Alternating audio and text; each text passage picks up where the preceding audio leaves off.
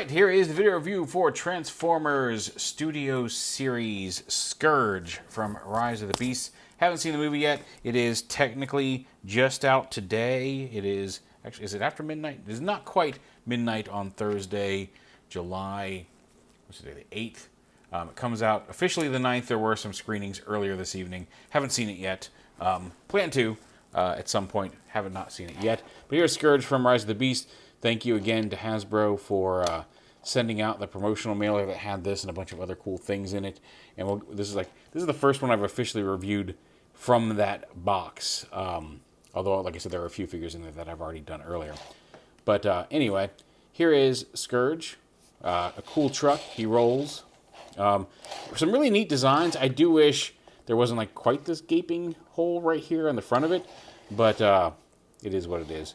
But they found a way to make his gun weapon kind of transform a little bit to store on the back. Looks a little weird. He's kind of a Mad Maxy armored truck. Also, these smokestacks can flip down very easily. It's not hard to knock them out of place as you're rolling him around. But he does roll really well and is quite a lot of fun. He's a cool looking truck. He's got a lot of cool splashy scraped up detail painted on there and the kind of mustardy gold on top of the black. Really nice translucent reddish orange plastic throughout all of him. Even his grill, it's kind of hard to see it from in this mode, but yeah, you can kind of see it through the center there of the cab, of the engine block or whatever, this up here. I'm getting real technical tonight. It's almost midnight. Anyway, yeah, here he is. To transform him, you just pop this piece off right here. This, like I said, this is his gun, but then you just kind of bring these down and around and snap them to. What do I do? Oh, right, no, there's a way. Oh, there we go. You rotate it around like this. There you go. Collapse it into the gun arm mode. That snaps into his arm. I do like that it's keyed. But yeah, that'll be a transformable arm weapon that will show off later on in the video. And to transform, like I said, we pop that off. And we come around here. I'm trying to remember where we start. Get all these things up. His arm flips back. Lift up these panels right here. Fold these. Actually, helps you fold those down first. Just like that. Just lift this up out of the way. The arms. He's got one giant claw arm and one regular arm here. They're going to come up out of here. You want to unpeg the grill here because this is part of this assembly over here. Unpeg, like the grill is asymmetrical, so bring this out into the side. You can see his head hiding down here. And that should. All right, this piece comes down. This middle piece in the middle. Now, transforming this the first time, you lift that whole centerpiece up, and then the arms come free. A piece broke in here. It's I don't know why. I don't know how. It hasn't affected the use of, and this is supposed to stay connected. You're supposed to unpeg his legs because the blade, he has an attached blade on his arm, but it's just a friction peg there, so it came loose. But I just snapped that right back in there. Because it doesn't seem to be a structural piece, and it doesn't seem to be something that would have, I'm not sure what met it, because this folds up like this. But you can see this. There's a piece here on this side of the hinge that was mirrored over here. That just the first time I went to fold this down, like it's in this position, and the first time I went to fold it down into that position, it cracked. And I don't know. This is an angular piece, but it isn't structurally. Nothing bad has happened to the figure. Like it's not stressing it any further. The pin's fired properly. It transforms just fine. It's just a kind of extra piece that comes around that hinge and. It just like that sort of crack, and that piece just flew out. It took me a while to even find out where it came from, but it hasn't affected the structural integrity or the transformation of the toy. We'll keep an eye on it, but just FYI. But whatever. Anyway, just thought I'd mention it. The arms coming around, bring them back, and the wheels. I love how the wheels fold into his abdomen. Then this piece comes up and around to reform the chest. It should come up a little bit more than that. I thought it rotated around the other way. No, that's right. Okay. That kind of sits in up there. The arms come around, they peg in. You see there's a little tab there. Goes in there. And then there we go. Fold it up and then these pieces come in like that. And then again, peg that in.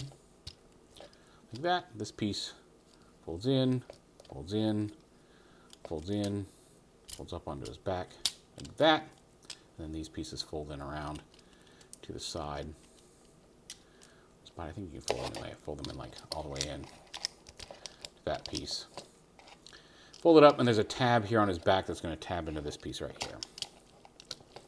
And then we'll lift this up so we can see top of his body.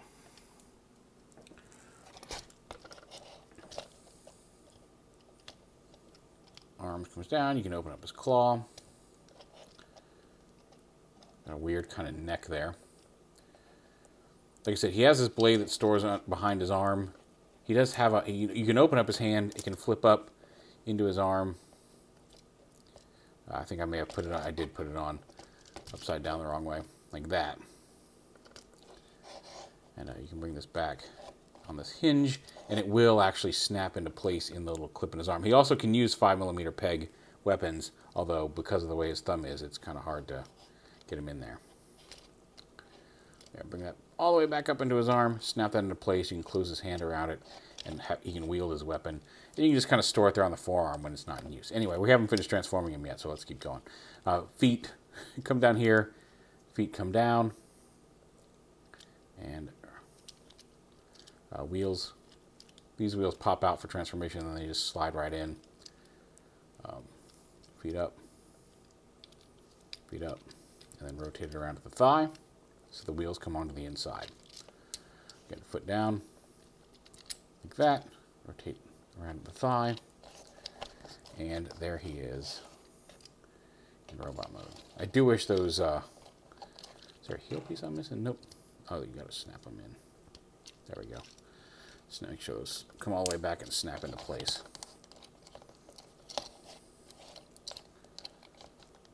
I feel like I am missing a heel piece here. No, that's his foot. Am I just missing?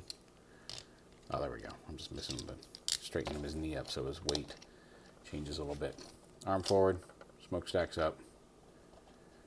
And then, like I said, he's got this four clawed hand here. Rotate his hips forward.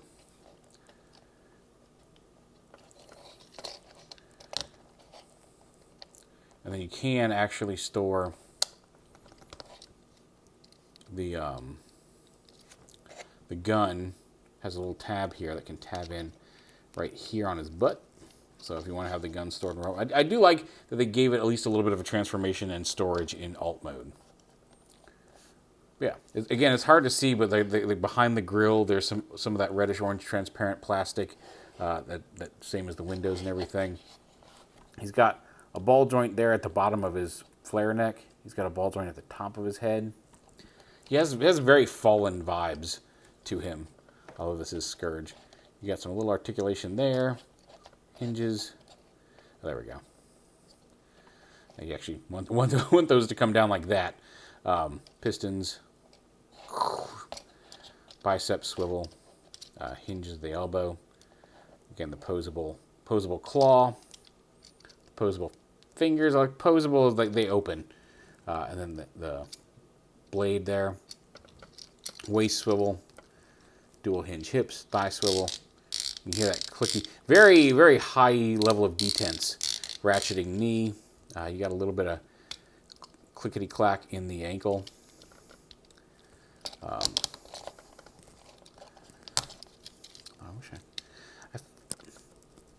mean, that is absolutely all there is to that foot. I just feel like I'm missing something on getting him to stand, because he stood just fine when I took him out of the box, but I don't know, whatever.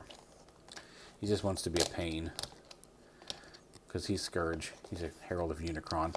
Somebody pointed out that Scourge and Nightbird and Battletrap aren't too entirely dissimilar in appearance from Hook, Line, and Sinker from the comics, who are previous Heralds of Unicron. That would be a cool little Easter egg. I don't know if they actually were thinking that when they did the movie, but if you want to canonically think of them as in your own mind, which I guess would not be canonically. Just not having a good time with this guy right now. I mean, I am having a good time with him. I like the figure. I don't know why I'm having such a pain getting him to stand. It's been a long day. Also, the gun, like I said, you can then pop his arm off at the forearm right here. Forearm also keyed. That's nice, so his arm stays properly positioned with the claws in the right way. You can take that off and you can attach the gun here to give him a gun arm weapon. And then you can still take this.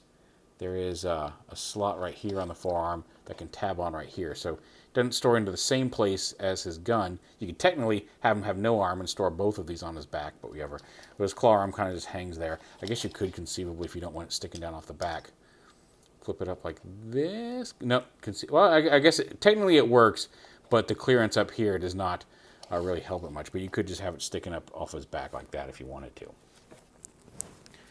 Speaking of Battle Trap, here he is with Battle Trap. I don't have Nightbird yet. They haven't done it. I think the only Nightbird that's out and available right now is the one in the 3-pack, and I haven't picked up that 3-pack. But some cool-looking Decepticons. I still think of these two, Battle Trap is my favorite. Again, orange. I just think overall he's got a cooler, cohesive robot mode. Although there is something to be said to some of the chaos and grime and dirt and battle-worn effects on Scourge as well. Like, he's got a really cool truck mode. And robot mode, not too bad. Like, it's a neat design. It's certainly something different. And I like his blade weapon, and I like his gun arm. I like his claw hand, too, actually. But I do like that, because the gun storage down here is actually fairly secure. If you start moving his legs too much, you can see how those hips can knock it loose. But I mean, like, it's not coming off, and it's pretty solid for